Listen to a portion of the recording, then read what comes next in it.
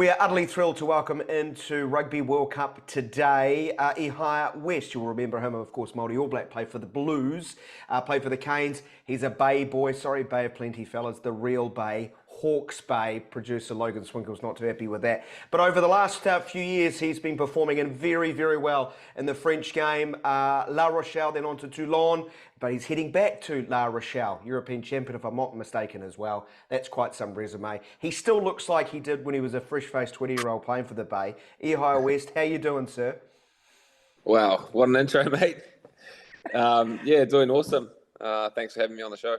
No, thank you for giving up some of your time. I know time is precious for French rugby players. Man, it's a hectic schedule. You know, I'm just looking up the table for the top 14, 26 games played. You factor in European competitions on top of that. International rugby for many as well. No rest for the wicked in playing in France? Nah, not at all. It's a busy old season we get over here in France. I mean, I got a good taste of that my first year. My first year I came straight off the back of a hurricane season, straight into La Rochelle season, and I played 31 games that year. So, yeah, like you said, it's a big old season, but yeah, the French are rugby fanatics over here. What did you know about French rugby when you left behind New Zealand?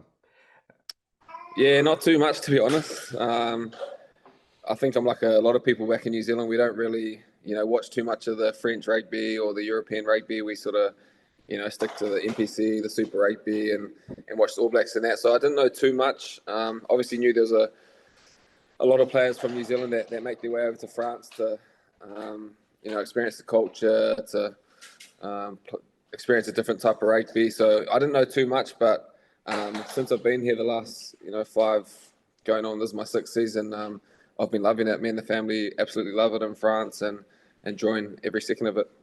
I'm just trying to do the maths. You're only 31. So what were you, 25, 26 when you made the trip? You're right in your peak.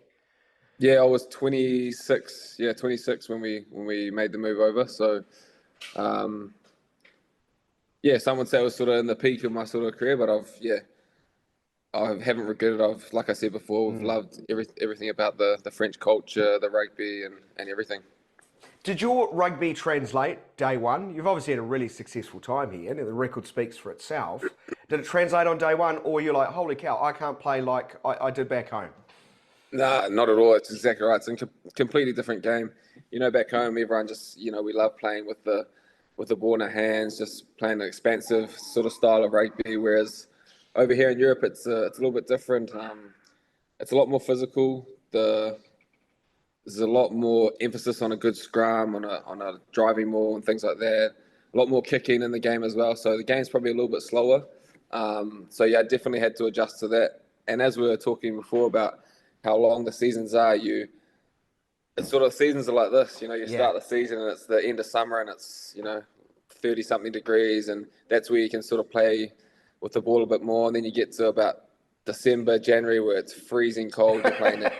You're playing at 9 p.m. at night, so you're just sitting in the pocket and just kicking corners. And then you get to the end of the season where it's getting to spring and summer again, and you can play a bit more. So yeah, definitely had to adjust. It took a while, but yeah, it's definitely a different game to back home. It doesn't sound like your natural inclination was always to have a go, to attack, to great footwork, pace, acceleration. So, how long do you think it took before you're like, okay, I'm really in tune here with the French game. I know what this is all about. Maybe a season or two, just to really knuckle down. I think. Well, that obviously, long. Yeah.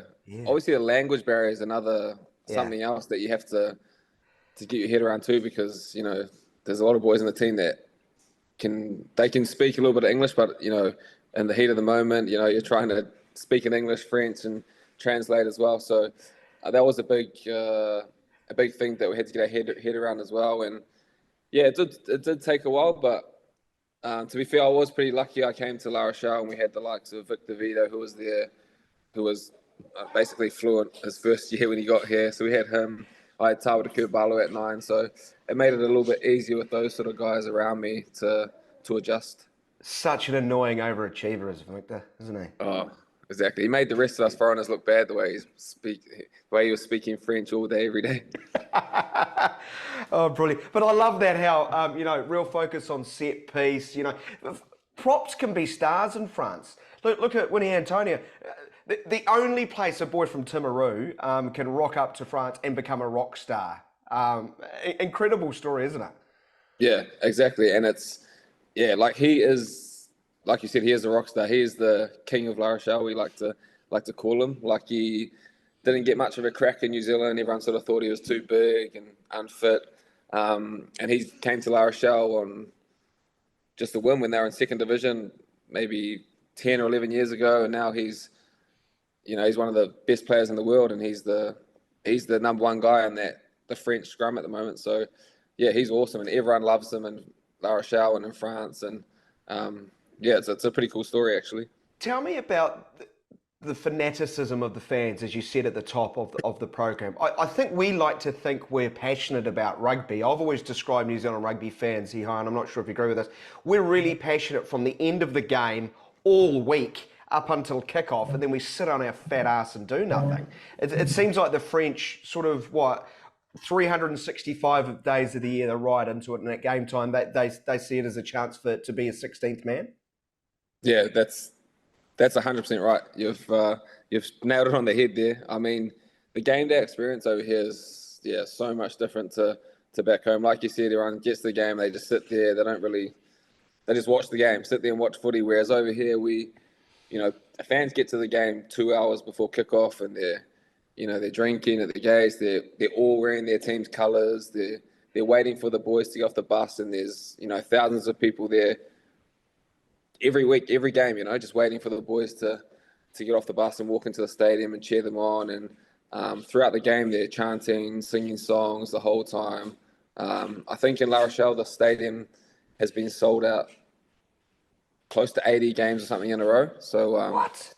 Yeah, 80 games. 80 games in a row. Yeah, it's crazy. Like, tickets are hard to come by in La Rochelle at the moment, and it's the same all around France. You play an away game, and they've got all the away fans there, booing you as you walk into the stadium, and it makes for an awesome atmosphere. Like every single game. So they are definitely different sort of type of fans. They really get in behind it. You must have been looking around going, what the heck's going on here, mate? I'm not in Havelock anymore. This is completely different. Yeah, exactly.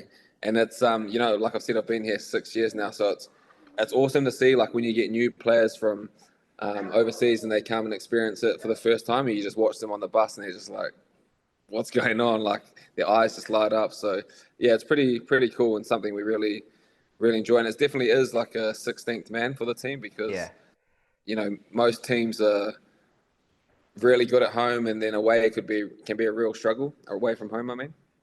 How do you think the fans are going to be to you this year? You had a little fleeting little trip up to Toulon, didn't you? Or down. My geography's pretty hopeless of France, mate. Yeah, down. Down to the east, yeah. But you had 1 year there, but La Rochelle's home. Does it feel like that going back?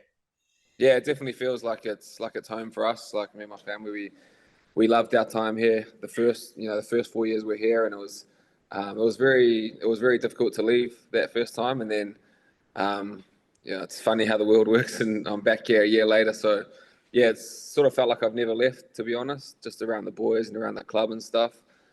We haven't actually had a game back at home yet, because they're redoing the stadium, so we got our game got moved a couple of hours away. So yeah, definitely looking forward to that first home game back at La Rochelle. It's crazy. We've got a Rugby World Cup about to kick off, and the top 14 rolls on. Like, that doesn't make much sense to me, eh? Like, that seems a little bit crazy, isn't it?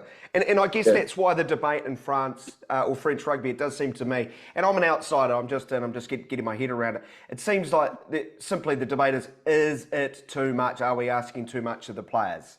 Is that fair? And from a player's perspective, is it too much?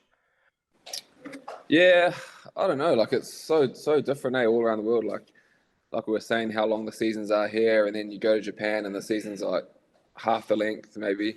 But it sort of depends on the individual and how you want to, play your rugby, or also comes down to the load management from the coaches and stuff like that.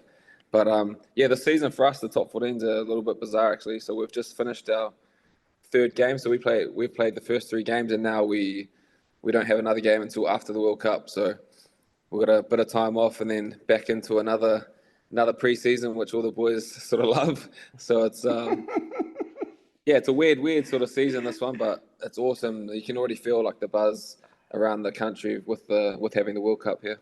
Ihaia West is with us. That sounds like the worst possible scenario in the world, mate. 2 pre-seasons? Yeah, Nah. yeah, exactly. No. We were pretty lucky with the first one. It was only 2.5 weeks, so Ronan sort of let us off lightly there. But I think this next little 4 or 5 week one's going to be a bit tougher.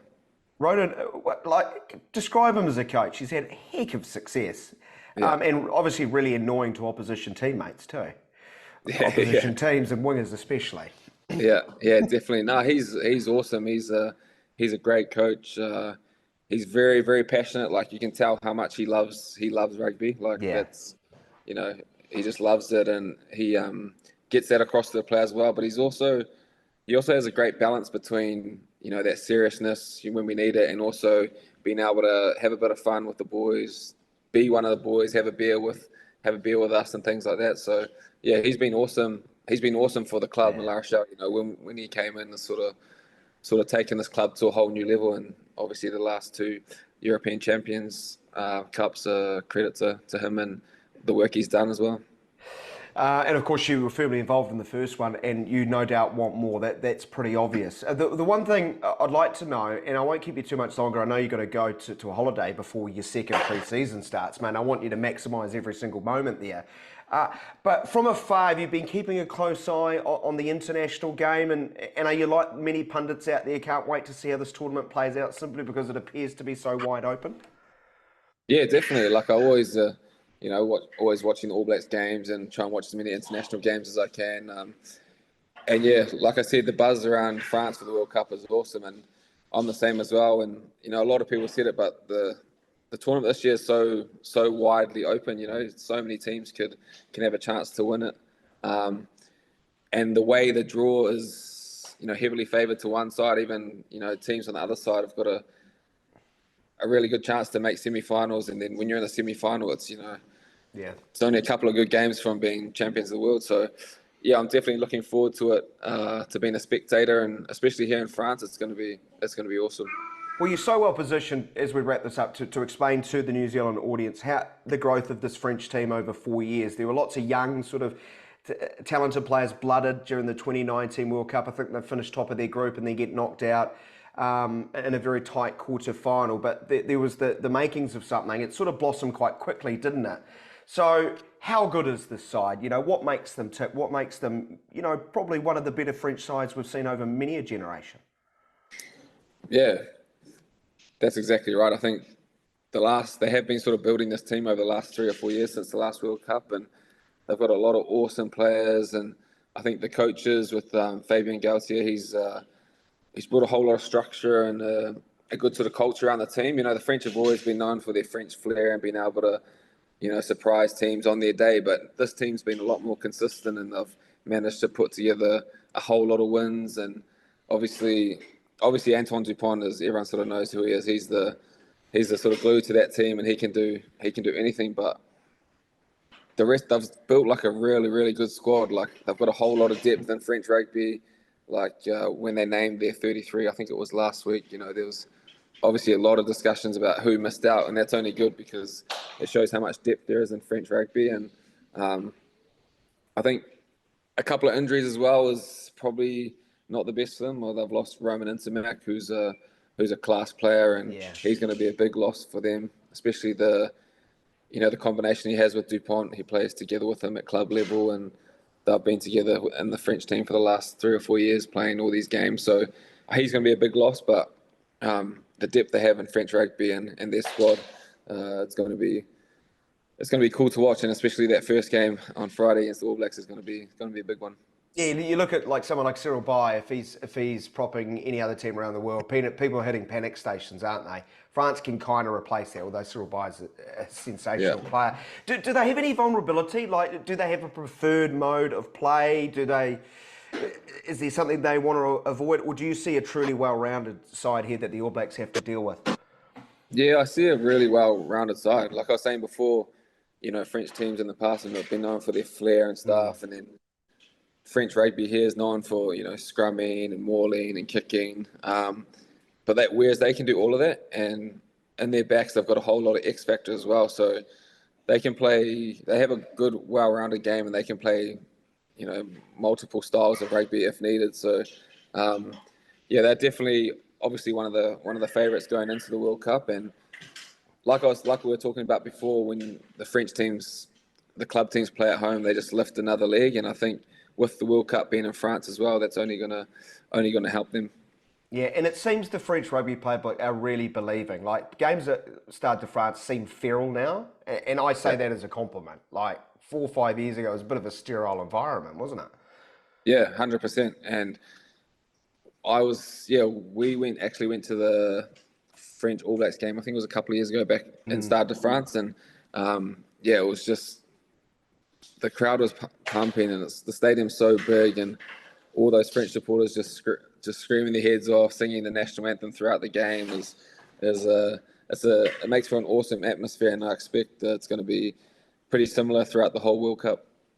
Good man, Ihaia. Great to see you. Great to see you still humming along. Only 31 years of age, mate. You've got many, many years to go. Thanks so much for dropping by. Enjoy your holiday. I know you've got an 11-month-old taking on holiday. Good luck to you, sir. Hope you and your wife actually get a little bit of sleep. But fair to say, you still want the All Blacks to win, and you want to be able to go to your second pre-season sort of wagging the finger in front of your French teammates. Is that fair? Yeah, 100%. I'll be wearing my All Blacks jersey into training that day if it happens, and definitely letting them know who I'm supporting. Good man, Ihaia. Keep up the great work, mate. We look forward to seeing how things go with La Rochelle once you get back from your trip. Thanks so much for dropping by. Cheers, mate. Thanks for having me.